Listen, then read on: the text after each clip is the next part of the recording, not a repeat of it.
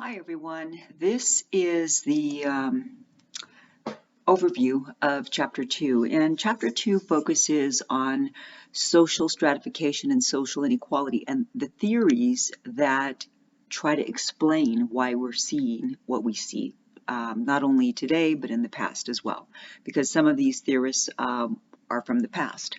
So let's get started. First, structural functionalist theory. And by the way, if you are a Soc major, you know that there are three major theories or perspectives in sociology, and those are the structural functionalist, which often is shortened to functionalist theory, which is what I usually say, the conflict theory, and symbolic interactionist theory. Now, those are the three major ones, but of course, as sociology expands as a discipline, there are other subcategories within those three. So with structural functionalist theory, the focus really is for those sociologists who analyze society from this theoretical perspective, it's the idea that for the most part, society is fairly stable and conflict-free. And that is really because within societal groups, people have been socialized to accept and adhere to the norms and values of their society. So that, for example, people know in the United States that one of the common expressions is to say good morning to somebody and the other person says good morning back, or hello, and the other person says hi, etc. We know that in the United States, another one of the common norms is that if someone gives you something, you say please. Okay. Values, on the other hand, are shared ideas within the society about good and bad, right and wrong. And so one value in the United States, for example, is the idea that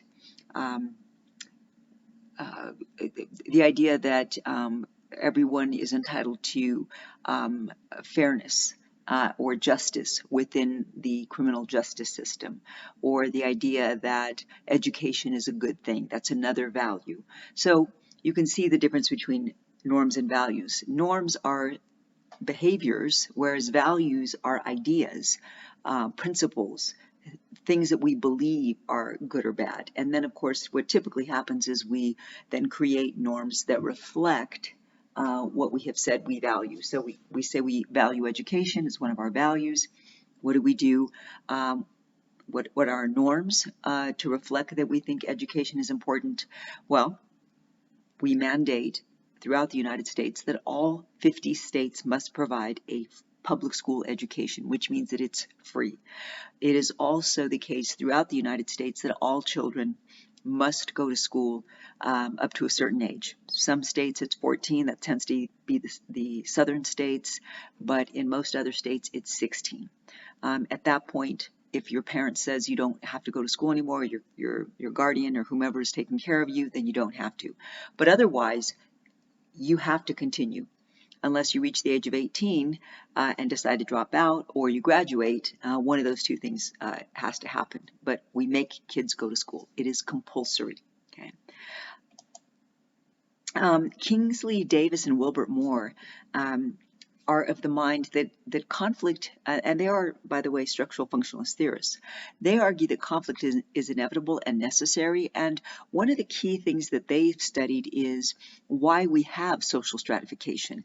Their argument is social stratification actually is good for society, and it's good because there are all kinds of jobs that need to be done in the United States. You know, some people need to pick fruits and vegetables. Other people need to clean hotel rooms and office buildings. Other people need to teach children in schools. Other people need to work on factory lines. Other people need to be doctors. Others need to be lawyers, etc.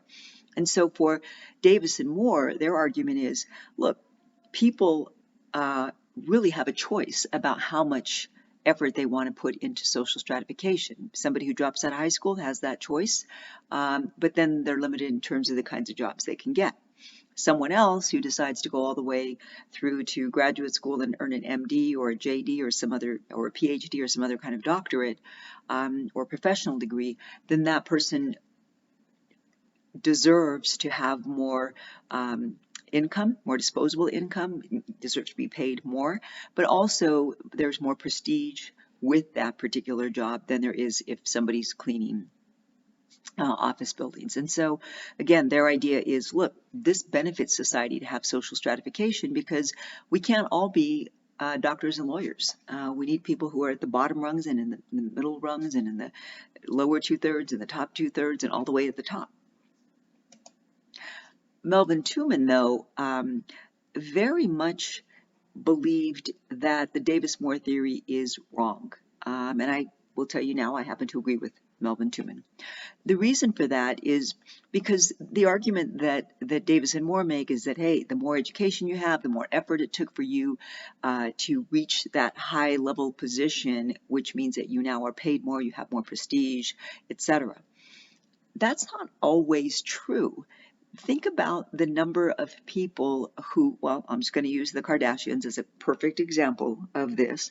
They have made lots of money over the years, not because they have any particular special talent or training or education or anything else.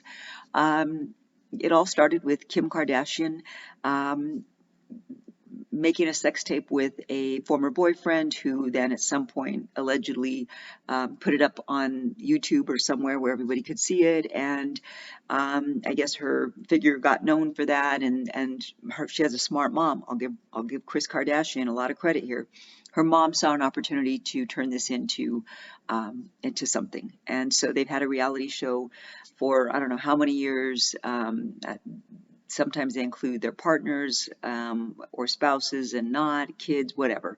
And so they've made a lot of money, without really, in my view, contributing a whole lot to society. On the other hand, think about a school teacher. That school teacher makes far less than any one of the Kardashians in a given year. And that school teacher not only had to go to school and get a bachelor's degree, but also had to go and get a master's degree in a teaching credential, pass the CBEST, and then subsequently become licensed to be in the classroom. And think about how tough a job that is. Every day to take care of someone else's children, to teach them, when maybe parents are not always appreciative, or the children themselves are not always appreciative. It's a tough job. I know I couldn't do it. I very much think that teachers should get paid a hell of a lot more than they currently do. Same thing with police officers. Yes, there's good and bad in everything, just like good and bad teachers, good and bad police officers. But thinking about law enforcement, you have to have some training, and you put your life on the line. Every day you leave for your shift, you might not come home. And then again, think about somebody who is a TikTok influencer, or somebody who is creates, I don't know, I'm trying to think here of things that are, in my view, fairly useless, but some of you might not agree with me. Or somebody who creates YouTube videos and, gets followers and gets paid for every view. That's not really contributing a whole lot, and most of the people who put this stuff up are not necessarily any more educated or talented or have any special training than teachers or police officers, and yet they may actually be making more money. Conflict theory. Conflict theory is the theoretical perspective that I tend to use because I consider myself a conflict theorist. I am somebody who looks at society, and when I analyze it, I focus on inequalities and social injustices. And so conflict theory is focused on the inequalities in wealth, power, prestige, the injustices within society, and how those injustices happen. Karl Marx is often referred to as the founder, or the one theorist whose work conflict theory is largely based upon. And that's because he was very critical. He was a critical theorist. When he looked at society, he was critical. He was looking at issues and problems that were present when he was alive. And by the way, many of those problems that he referenced and wrote about when he was alive are still with us. I mean, he died in 1883, and it's over 100 years since he died, and they're still with us, many of those issues. So Marxist theory is more specifically focused on capitalism and how goods and services are produced and distributed. Now, you all know that we have a capitalist system, which means that for the most part, our economy is based on private production. Right? Yes, there are some things that, of course, are public services, things that the government provides, things like Medicare, Medicaid, Social Security, but even our healthcare system is privatized, right? Because even with Medicaid and Medicare, the federal government gives money states, and then the states contract with different privatized medical care providers who then will take clients who have Medicare or Medicaid.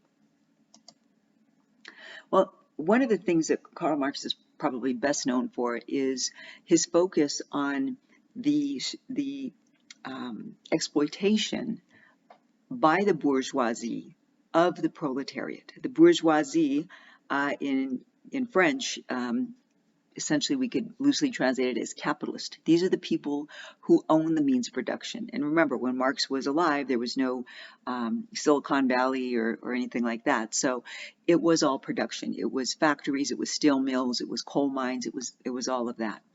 The proletariat are the workers. These are the people who don't have a whole lot of say in what they produce or what kind of wages they get. They just work because they have to. There are a couple other groups that Marx identified as well. The lumpen proletariat, which in his view were the dregs, or the lowlifes of society who really didn't contribute to any of the production process. And then the petite bourgeoisie, these were the small business owners that he believed didn't really create much of a problem for society, because they tended to, if they had employees, they tended to employ family members or people who were related to them. And so they were less likely to exploit their workers, right? So say a husband-wife bakery, or a milliner, somebody who makes hats, might have a son or daughter as an apprentice and to learn how to make hats, that kind of thing. All right, so one of the key concepts in Marxist theory is this idea that workers are socialized to take on a sense of false consciousness. And false consciousness, in Marx's view, is the idea that the proletariat are socialized to believe that they can or they could at some point become a capitalist if only they work hard enough and do the right things. And so if you believe in the capitalist system and you believe that, hey, anybody can become the next Oprah Winfrey or Warren Buffett or whomever, you can think of it that's wealthy and self-made, then you're less likely to challenge that system, because you believe that that system made it possible for these others to achieve great wealth. And so you believe that you can do it too. That's the idea of false consciousness. Marx did advocate socialism, and I know many people call it communism, but that's really a misnomer. Communism, true communism, is one in which the government owns everything, and very little is controlled by the people. But with socialism, it means more that the proletariat, the people who are the workers, they actually have much more say in what is produced, how it's produced, and how the profits are produced. Okay, so there is a difference. Max Weber. Weber was German. That's why instead of Weber, it's Weber, because in German the W is a V, pronounced like a V. Weber was very much focused on three concepts when it comes to social inequality. Class, or what we often call social class, which is what is our ranking based upon our income, our wealth, all of our goods or material things that we have attained. Status is referring to what is your status within society? Are you somebody who has a great deal of honor bestowed upon you? Do you have a lot of prestige because of your position in society? Do people look up to you, or do people look down on you? That kind of thing. And of course, depending upon which status or social group you're in, then that means that you live a certain way. You consume goods in a certain way. You live in certain neighborhoods. You have particular lifestyles that you engage in that people who are not in that social group or that status do not. And then a term coined, and it's still apt today, created by Thorstein Veblen, conscious consumption. Oh, sorry, conspicuous consumption. This is still very much present in the United States. It's the idea that some people engage in buying, obtaining just ridiculously exorbitant, expensive goods or services that are designed or are purchased or attained in order to send the message to society that they have extreme wealth. And therefore they should have this high status. And I think for a second here about Jeff Bezos, the guy who started Amazon with his wife, who he then divorced for a much younger woman. I think it was just last year, a year and a half ago, something like that. He bought a yacht that is worth $500 million. Okay, now I don't know about all of you, but I can't even wrap my head around the idea of $500 million. I don't even know what that looks like. I don't know what that would feel like. But what I do know is somebody who buys a yacht worth that much money is showboating, in my view. Like, who needs that? Who really needs something like that? It just seems so ridiculous. But, maybe there are people out there who think, oh yeah, it's great, I'd buy one too. Also part of Weber's theory is the party. Okay, so class, status, and party, those three pieces of his theory on social inequality. What he meant by parties is not necessarily a political party, but more this idea that it's a group that you belong to, that whereby you have certain interests, whether those interests are economic or social or cultural, you have certain interests that you engage in with these others.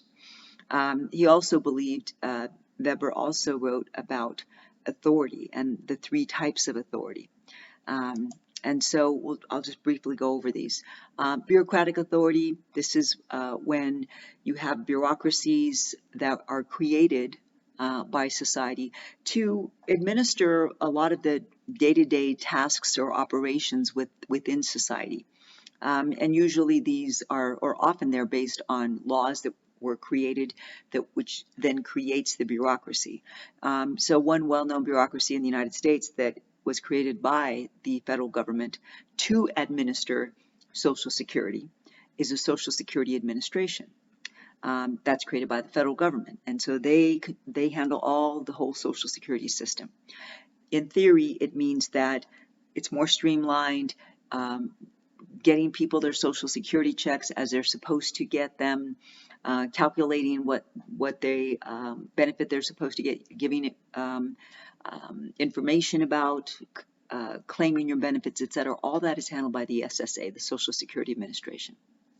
And at the state level, every state has the DMV, Department of Motor Vehicles, right? And that again is supposed to, it's this organization that is supposed to make getting a license, make getting renewing a license, registering a car, selling a car, etc. All those types of things having to do with vehicles, whether they're for the road or off-road or the water, because you register a boat too.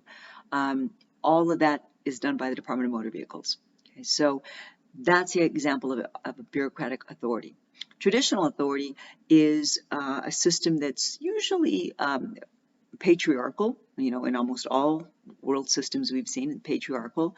And it is either, if we're thinking about at the family level, it could be the father, or at more